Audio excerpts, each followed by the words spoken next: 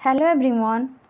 हमने पिछली क्लास में अधिगम के बेसिक चीज़ों को पढ़ लिया है और आज हम पढ़ने वाले हैं लर्निंग थ्योरी, अधिगम के सिद्धांतकारी कि लर्निंग थ्योरी को किस किस मनोवैज्ञानिक ने दिया हुआ है, जिसमें हमारे यहाँ Thorndike, J B. Watson, Pavlov, Skinner, ग्रेगो, टोलमैन, गुथरी आदि ये सभी क्या थे? व्यवहारवादी थे। ये सभी हमारे व्यवहारवादी थे जिन्होंने लर्निंग थ्योरी को दिया है। लर्निंग थ्योरी लर्निंग जो है हमारे व्यवहार करने से आता है।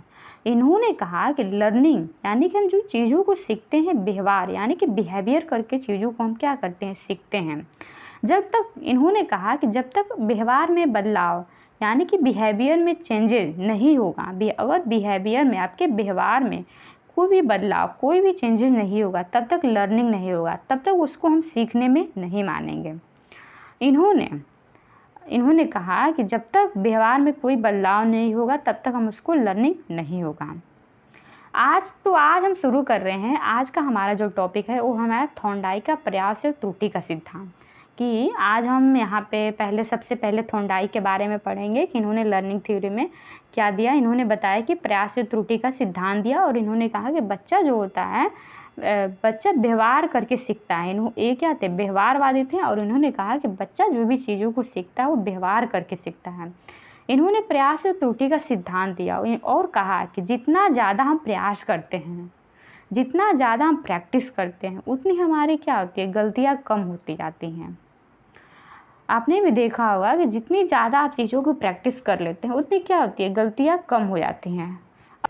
अब हम यहाँ पे एग्ज़ाम के पॉइंट से कुछ इम्पोर्टेंट चीज़ों के बारे में पढ़ेंगे, जिसमें हमारा है थॉर्नडाइक के बारे में हम कुछ इम्पोर्टेंट चीज़ों को पढ़ते हैं, जिसमें हम पढ़ते हैं कि इनका पूरा नाम क्या था। अगर एग्ज़ाम से पूछता है कि इनका पूरा नाम क्या था, तो वो है हमारा एडवर्ड ली थॉर्नडाइक। इनका जो जन्म है 1874 में हुआ था और इनकी जो मृत्यु है 1949 में हुआ था। इनकी जो मृत्यु है 1949 में हुआ था। और ये क्या थे? अमेरिका, किस देश के रहने वाले थे? तो ये अमेरिका के रहने वाले थे। इनका जो सिद्धांत था प्रयास और त्रुटि का सिद्धांत था। इन्होंने कहा कि जितनी ज़्यादा हम चीज़ों को प्रयास करते हैं उतनी ज़्यादा गलतियाँ क्या होती है? कम होने लगती हैं। इनका वो जो पूछे कि थॉर्नडाइक ने किस पर प्रयोग किया था, इन्होंने बिल्ली पर, एक भूखी बिल्ली पर इनका प्रयोग था। इनका जो मुख्य विचार था वो था प्रयास करके गलतियाँ कम होती हैं। इनका मुख्य विचार यही था कि जितनी ज़्यादा हम चीज़ों को प्रयास कर लेते हैं उतनी हमारी गलतियाँ क्या हो जाती हैं? कम हो जाती हैं। इनका जो अभ्यास या त्रुटि का सिद्धांत है उसको अन्य नामों से भी जाना जाता है। तो ये भी एग्ज़ाम से पूछता है कि इनके जो प्रयास और त्रुटि का सिद्धांत है उसके अलग नामों से भी करके पूछ लेता है। तो हम इसको भी देख लेते हैं कि क्या क्या, जिसमें पूछता है कि प्रयास और त्रुटि का सिद्धांत है और इनके सिद्धांत को संबंधवाद यानी कि दो चीज़ों को अटूट रिश्ता होता है, संयोजनवाद का नियम इसको कहा जाता है, बॉन्ड थ्योरी कहा जाता है, स्टिमुलस यानी कि जो उद्दीपक है और रिस्पॉन्स प्रतिक्रिया है उसको जाना जाता है परिस्थितिक सिद्धांत यानी कि जैसी परिस्थिति होती है वैसे हम क्या करते हैं? व्यवहार करते हैं। और लास्ट है हमारा अधिगम बंध का सिद्धांत। तो इनके सिद्धांत को अन्य नामों से भी जाना जाता है। प्रयास और त्रुटि का सिद्धांत जो है उसको अन्य नामों से भी जाना जाता है। संबंधवाद, संयोजनवाद, बॉन्ड थ्योरी, उद्दीपक प्रतिक्रिया, परिस्थितिक सिद्धांत, अधिगम बंध का सिद्धांत। अब हम यहाँ पे बात करते हैं स्टिमुलस और रिस्पॉन्स के बारे में कि स्टिमुलस और रिस्पॉन्स क्या होता है। क्या होता है? स्टिमुलस यानी कि उद्दीपक। और समझते हैं कि उद्दीपक का अर्थ क्या है। उद्दीपक का अर्थ है कि जिसकी वजह से हम क्या करते हैं? प्रतिक्रिया करते हैं। जिसके कारण हम क्या करते हैं? प्रतिक्रिया करते हैं। मान लीजिए जैसे मैं अभी आपको पढ़ा रही हूँ, तो ये क्या है? उद्दीपक है कि जैसे जैसे मैं कहती जाऊँगी वैसे वैसे आप क्या करें? करते जाओगे। तो ये क्या हुआ? उद्दीपक। ऐसा वातावरण जिसकी वजह से कोई प्रतिक्रिया होती है। उद्दीपक हमारा ऐसा वातावरण होता है जिसकी वजह से क्या होती है? कोई रिस्पॉन्स यानी कि प्रतिक्रिया होती है। इसको हम एक एग्जाम्पल से समझते हैं। जब एक छोटा बच्चा होता है तो जब माँ होती है बच्चे को बुलाती है कि इधर आओ, तो ये क्या हुआ? उद्दीपक हुआ। और माँ बुला रही है तो ये क्या हुआ? हमारा उद्दीपक हुआ। तो बच्चा तुरंत प्रतिक्रिया करता है और तुरंत माँ की तरफ चला जाता है। तो ये क्या हुआ, हमारा रिस्पॉन्स हुआ कि माँ जो है उसको बुलाती है, तो यह हमारा क्या है, स्टिमुलस हुआ, उद्दीपक हमारा हुआ, और बच्चा तुरंत उन माँ की आवाज़ को सुनकर उनके पास चला गया। तो क्या हुआ, उनका रिस्पॉन्स हुआ, प्रतिक्रिया हुआ। बच्चा तुरंत क्या कर रहा है, रिस्पॉन्स कर रहा है, चीज़ों को सुनकर क्या कर रहा है, तुरंत रिस्पॉन्स कर रहा है। तो यही हमारा होता है स्टिमुलस और रिस्पॉन्स, यानी कि माँ यहाँ पर क्या है, स्टिमुलस है, और बच्चा क्या है, रिस्पॉन्स है, कि माँ की आवाज़ को सुनकर उसने तुरंत रिस्पॉन्स किया और तुरंत माँ के पास चला गया। इसका मतलब है कि हम पूरी ज़िंदगी में उद्दीपक के कारण ही क्या करते हैं, चीज़ों को सीखते हैं। तो अगर आपसे कोई पूछे कि उद्दीपक क्या है, तो उद्दीपक जिसके कारण हम प्रतिक्रिया करते हैं, जिसके कारण हम रिस्पॉन्स करते हैं चीज़ों को, वो क्या है, हमारा उद्दीपक है। अब हम बात करते हैं कि रिस्पॉन्स, अब हम रिस्पॉन्स के बारे में बात करते हैं कि रिस्पॉन्स क्या है।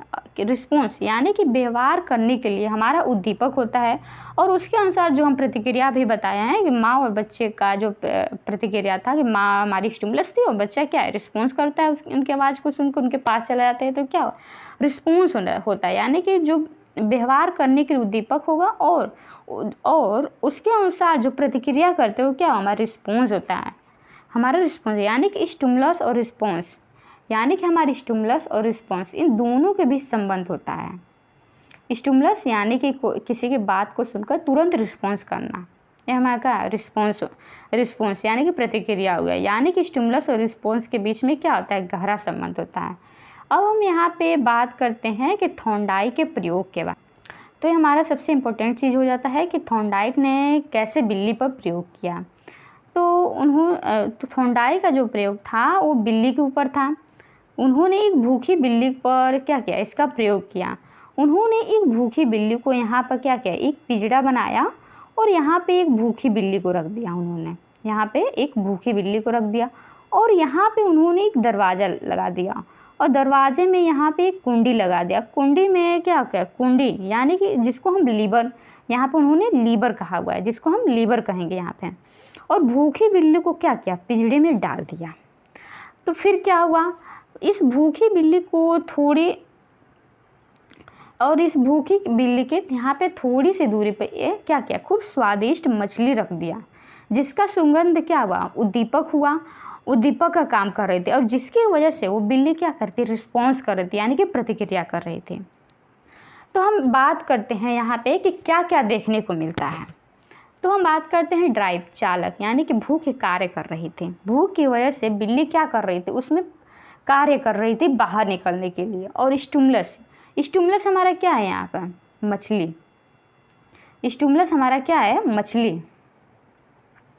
मछली को देख के क्या करे बिल्ली, हमारी क्या है,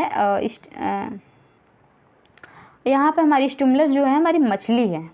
तो यहाँ पे बिल्ली क्या कर रही है, मछली को देखकर क्या कर रही है, तो ये जो मछली की सुगंध है स्टिमुलस का काम कर रही है यहाँ पे। और हम बात करते हैं रिस्पॉन्स क्या आता है, पिंजरे को खोलने का प्रयास करना। बिल्ली उसको सूंघकर, जो मछली है उसको क्या करती है, सूंघकर रिस्पॉन्स देती है, यानी कि पिंजरे को खोलने की कोशिश करती है, लगातार कोशिश करती है कि पिंजरा खुल जाए और उसको मछली मिल जाए। अब हम बात करते हैं कि क्या क्या बाधाएं उसको उत्पन्न आती हैं।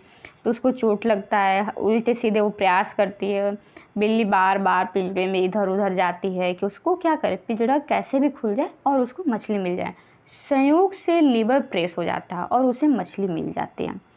संयोग से जब बिल्ली इधर उधर अपना पैर मारती है तो उसका पैर लीवर पर प्रेस हो जाता है और क्या होता है, पिंजरा खुल जाता है और उसको वहाँ पे मछली मिल जाती है। इस प्रकार बिल्ली समझ जाती है कि जब वह लीवर पर प्रेस करेगी तो क्या होगा, उसको वो मछली मिल जाएगी खाने को। तो तब वह समझ जाती है कि दरवाज़ा कैसे खुलेगा। तो ये रहा हमारा जो थॉर्नडाइक ने बिल्ली पर प्रयोग किया था, और उन्होंने बताया कि कैसे भूखी बिल्ली बार बार प्रयास करके, गलतियाँ करके सीख जाती है कि पिंजरे को कैसे खोलना है। और उन्होंने इस प्रकार यहाँ पे थॉर्नडाइक ने प्रयास और त्रुटि का सिद्धांत दिया कि अगर हम बार बार प्रयास करें, गलतियाँ करें, तो बार बार हम प्रयास करें, गलतियाँ करें, तो हम क्या करते हैं, चीज़ों को सीख पाते हैं। बार बार प्रैक्टिस से ही हम चीज़ों को सीख पाते हैं। अब हम यहाँ पे बात करते हैं कि अधिगम के नियम, थॉर्नडाइक के अधिगम के नियम के बारे में। तो थॉर्नडाइक के अधिगम के 8 नियम दिए हैं। थॉर्नडाइक ने अधिगम के 8 नियम दिए। लॉ ऑफ लर्निंग, जिसमें हमारा पहला है प्राथमिक अधिगम के नियम को उन्होंने 8 भागों में बांटा, जिसमें हमारा पहला है प्राइमरी अधिगम के नियम, जिसको 3 भागों में उन्होंने बांटा। सेकेंडरी लॉ हमारा, जिसको हम गौड़िक या द्वितीयक बोलते हैं, इस नियमों को उन्होंने 5 भागों में बांटा। जो हमारा प्राइमरी यानी कि जो प्राथमिक नियम है, इसको इन्होंने यहाँ पे 2 भागों में बांट के बताया हुआ है, जिसमें हमारा सबसे पहला है तत्परता का नियम, लॉ ऑफ रेडीनेस, यानी कि अधिगम तभी होगा जब बच्चे तैयार हों। यानी कि हम किसी अधिगम को यानी कि सीखने के लिए आपको तैयार होना ज़रूरी है। ये नहीं कि आप खुद से तैयारी ना हो तो आप चीज़ों को कैसे सीख पाएंगे। उन्होंने यहाँ पर हम इसको एक एग्जाम्पल समझते हैं। मान लीजिए एक हाथी को आप तालाब के पास ले जाकर भी जब तक वो स्वयं से पानी पीने के लिए तैयार ना हो तब तक कोई प्रतिक्रिया नहीं करेगा। आपने हाथी को तालाब के पास तो ले गया, लेकिन हाथी जब तक खुद से पानी पीने को तैयार ना हो तो क्या हुआ, कोई प्रतिक्रिया नहीं हुआ। यानी कि जो हमारा तत्परता का नियम है वो कहता है, लॉ ऑफ रेडियंस का जो नियम है वो कहता है कि अधिगम तभी होगा जब बच्चे यानी कि जब आप खुद से पहले तैयार हो कि हाँ हम ये कर सकते हैं। इसको हम और एग्जाम्पल से समझते हैं। जो हमारा लॉ ऑफ रेडीनेस है, यानी कि बच्चे को पढ़ने में अगर रुचि नहीं है तो वो नहीं पढ़ेगा। अगर बच्चा खुद से नहीं तैयार हो रहा है तो कैसे चीज़ों को सीख पाएगा। अगर बच्चा संतुष्ट नहीं होगा तो बालक नहीं सीखता है वो चीज़ों को। अगर संतोषजनक है तो अधिगम मजबूत होगा। यानी कि बच्चा अगर जो संतोष है कि हाँ मैं ये कर सकता हूँ, मैं चीज़ों को सीख सकता हूँ, तो क्या अधिगम क्या होता है, मजबूत होता है। और बच्चा अगर असंतोषजनक है तो अधिगम क्या होता है, कमज़ोर होता है। अब हम बात करते हैं, हमारा दूसरा है अभ्यास का नियम।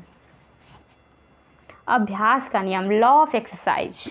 अब हम बात करते हैं दूसरा अभ्यास का नियम, लॉ ऑफ एक्सरसाइज। अभ्यास का नियम हमारा कहता है कि इसमें हमारा दूसरा अभ्यास का नियम, लॉ ऑफ एक्सरसाइज।